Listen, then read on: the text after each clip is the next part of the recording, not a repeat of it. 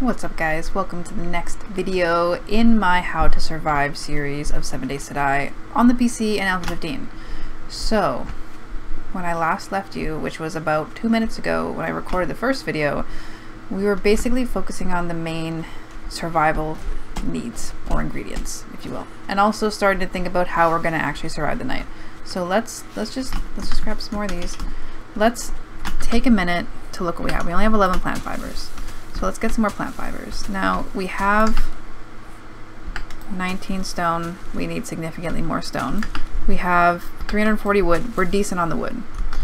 I'm going to ignore things like the chrysanthemum and stuff like that for now because I don't want to confuse you guys. Just if I ignore right now, you guys can feel free to ignore it right now as well. We will go through it all and you'll have an idea. So let's get some more plant fibers, and you need this to do a few things. On the right side of my screen you will see craft plant fiber clothing, which is your first quest. I generally tend to ignore the quest now, and I just do them in my own order, but you can make clothing out of it, and which is advisable because it can get a little bit chilly in the grassy area. It's not like the snowy areas, you're not going to freeze to death, but it can get a little bit chilly. So we're going to make some plant fiber clothing. We're also going to use this to make, or well, the game will automatically use it to make our stone axes. Let's see. It uses it for bows, it uses it for stone axes, it's used for a lot of things. It's used for bedrolls. Our bedroll is basically how we stay where we are. Every time you die, it depends on how you set your game. I currently have it set for losing everything in my backpack, so this will all be gone and this will all stay. So what we need to do is we need to kind of start thinking, okay, so it's 1500. At 2200, let's grab some stone while we're here. At 2200, we're gonna need to be inside. Probably like 1800, we actually need to be like, okay, whoa. So we have a few options here. One, we can find a house and we can sort of board it up, and we can go upstairs and we can lay down in the game and just hope for the best. It's a good option. I do that a lot of times. Option 2 is to kind of just build your own quick little shack. So this is run out again. We're gonna scrap this and we're gonna equip this. Every time we use a higher level stone axe, by the way, it increases the amount of damage we do. And you can see that just by clicking it, and then it'll show you how much damage you're doing. Whether it be blocks or entities, etc. So let's try to get stone. Okay, so we can make our own little shack if we want to. When building anything, you have to keep in mind the game has physics. Which basically means if you're building something and there's no support to it, like it would have in the real world, kind of, then it's going to possibly fall and could kill you if it falls on you. So if I say crouch down like this and just take out this bottom layer of stone, the rest of this stone is going to end up falling. That's kind of how the game physics concept works. Now you can, it's kind of tricky. I think it's like 6 blocks over. So if you have this one little end here and you have most of the stone out, it can hold it. It's a little bit finicky like that, which is why, like, finger quote to real life physics, it's similar but not necessarily exact, which is cool, which is fine. Also, we should cover snowberries.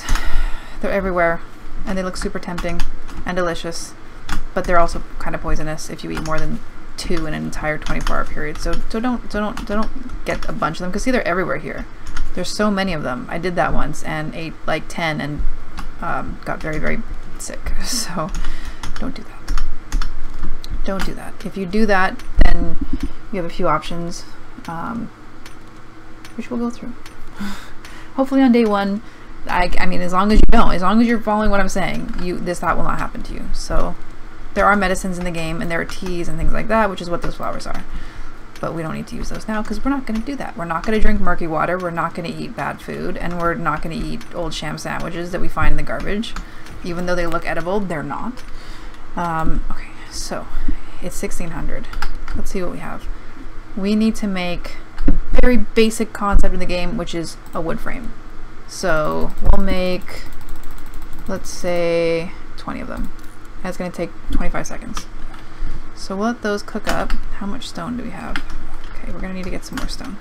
Stone is used for a lot of things. The stone axe, obviously, for one, and it's also used for arrows. And we need a lot of arrows. So we're going to try to get as much stone as possible. I'm not even focusing on killing the entire 400 amount of the stone because we will die if we stop for every single thing and try to get it. Even though we get extra XP, and I get that, and I like that, and later in the game, I'm totally down with that. But at this level, if I even get any indication of a zombie nearby, I'm out. So let's start to think. Okay, so there is a house in the water over yonder. So we can go over there. Where is it? Press M, bring up the map. It's right here. So if you right click, you can make a quick waypoint.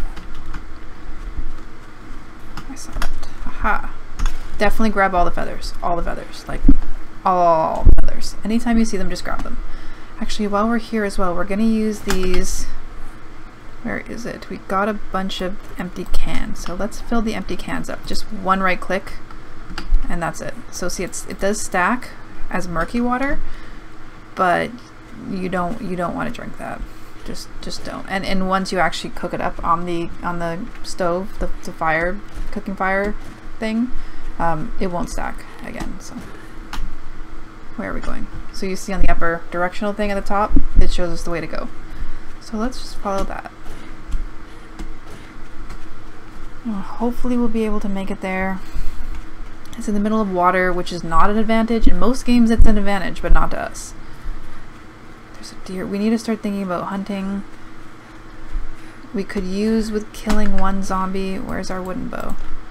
And let's make all the rest of our arrows up. Make the arrows first, like I said, and then make your bow, because it'll level it grow. See, our bow's level 22? It's because we made arrows. That's the trick to it.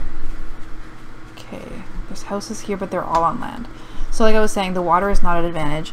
Basically, the zombies just quickly stroll along the bottom of the water. So, and when you're in the water, you go very, very slowly. So it's not an advantage. Don't even, just don't. And we're not even going to discuss the concept of a water base, because of like trying to build a water base, like an underground kind of thing. It's not going to happen right now. Maybe some people will be up to the challenge. Is there a zombie on that rock? Okay, did we even... Let's just try to...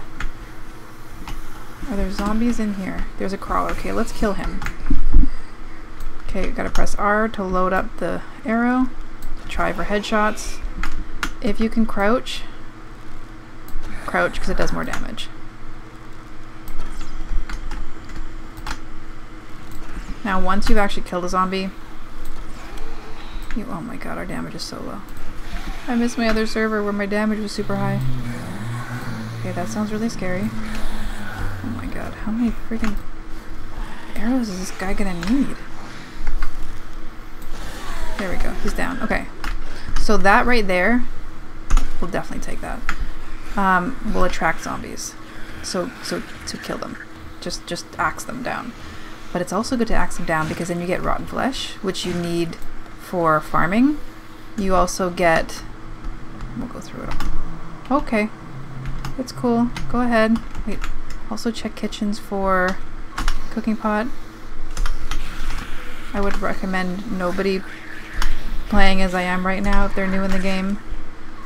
I only am doing this because I have a general idea of their speed. Alright, check that. Also check on top of counters, like jump up, take a look around, because sometimes there can actually be a... That was not a good one to do. Oh god. Okay, let's go. Yep, we pushed it too far. That was too risky. That was stupid. I can't believe we didn't actually get damage there. We should have. Okay. Sometimes there can be a cooking pot sitting in a kitchen. Sometimes it'll be in a cupboard. Most of the time, it just won't at all. There should be a little house out here. I would say we should go kill that pig, but he is running. There's the house. Oh, 1700 we're at the house though. He's running, which means we're gonna have to run after him, and there we go. Pigs tend to be a little bit slower than deers. Okay, good. Okay, now quickly. Large bone, recipes, bone shiv, craft. Get rid of that. And let's eat that to get that out of our inventory. Okay, so once that pig is down as well, we don't need lump of coal. We'll keep the potato seed. Make sure you keep moving. We need the egg, we need the cotton, we will wear these. We don't need the glass. We need everything else. We'll eat one, throw away the other. Okay, so let's make sure we have a couple spots open in our inventory. Actually, we'll learn this. Read the AK-47 schematics. Some of the items in this game have schematics that you have to find. Some of the really good items too. Like the chainsaw, you have to find a schematic. And you do that by, well, there's a couple different ways, but generally you kind of search through the bookcases you find. So we're getting tallow, or animal fat, which we will cook down on a stove to make tallow, which we also need a cooking pot for, which will make torches. So torches are good. We're getting the animal skins, animal hide, which is what we need to make the forge. Okay, let's get over here. So what you could do, just to cover it, I'm gonna go back for a second time. Okay, just to cover it, if your worst case scenario and you're like there's no houses or whatever, just take these frames and just throw down a basic square shape. Basic square, and then just build it up like this. Okay, and then just build it up and then build one over, build it completely solid, and then hide in it. Okay, you can actually upgrade these by right clicking with your stone axe. You can also just pick these up before that. Just make those, surround yourself in it, lay down, press, what is it, control to lay down, and you should, as long as no zombies saw that you went in there, you should be able to hide from them for the night. That's a really good option I didn't know about until recently. But we're gonna go out here. We're getting chilly because we're in the cold water now. You can see a little temperature gauge on the bottom left. Actually, it's going up.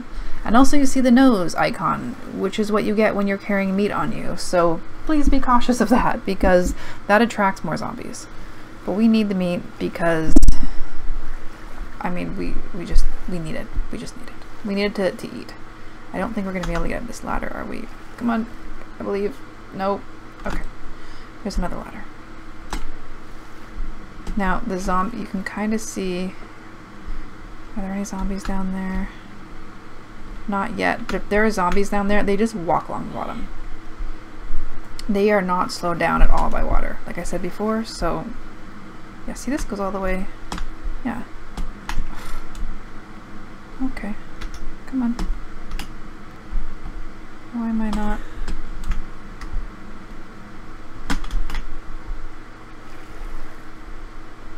Okay, so zombies can also climb up ladders, keep that in mind. Sometimes it's a good idea to block them off. In this case, I don't really think they're gonna follow us up here. Wait, is that door unlocked? Always check first, it is locked. We don't need any of that. And it is locked. Okay, let's just break down this. So we have a moment of relaxation. We can just breathe. And then we suddenly realize it's like 1900 and zombies are coming at 2200 and... I mean, okay, the zombies are gonna... They're not coming. The zombies are gonna be able to run at 2200. This is only day one. So basically, if we go inside and we don't make a bunch of noise and we don't have a bunch of food on us that smells, then they'll kind of pass us by in the night. On day 7, the night of day 7, so at 2200 on day 7, so you have to go through the full day of day 7 and then 2200 will hit. That's Horde Night, and then every 7 days after that follows Horde Night. That's a different story. Horde Night, basically all the zombies around you are drawn to you. They know where you are, they are targeting you, and they will come for you. So you have to basically tower defense the best that you can. This kind of base would not be good because they just go underwater and knock out the stilts, and then the base would fall, and then they just kill you. If the fall itself didn't actually kill you. So, and look, our skill in construction tools is now level 3. Nice. Okay, let's scrap this. I'll keep breaking down this door. See, this is why we said like 1800. We have to know where we're going because. Sometimes, actually no, quite often, on a very consistent basis, this game likes to throw things at you that you don't expect for time. just when you think you're like, oh, I have all the time in the world to do something, something will happen. Or you'll realize it's almost horde day. Or a million dogs will come out of nowhere and try to kill you. So just keep that in mind. Give yourself a little extra time if anything's really important. Like surviving horde day. Like 2 days before, start thinking about it. Like, okay, so I'm gonna have a bunch of zombies coming after me. How do I survive? Which we will cover through this playthrough. Don't worry. I will show you how I kind of survive horde days. This isn't on a server with a bunch of other people. This is just a single player game, so this is how to sort of survive it on your own. It's a little bit easier when you have people watching your back, because then people can kind of help you snipe. They can see when the zombies are coming to eat you and help you, but we are all alone on the server. Just us. And the wasteland. It's not all wasteland, but anyways. Almost through the door. And as their axes level up, like I said, the damage will level up, so. And we can also put points into that, and so it'll be fine. It'll get easier to break things down. Okay, we're gonna put the burning barrel down, which is a nice light source. And we're also gonna make a door.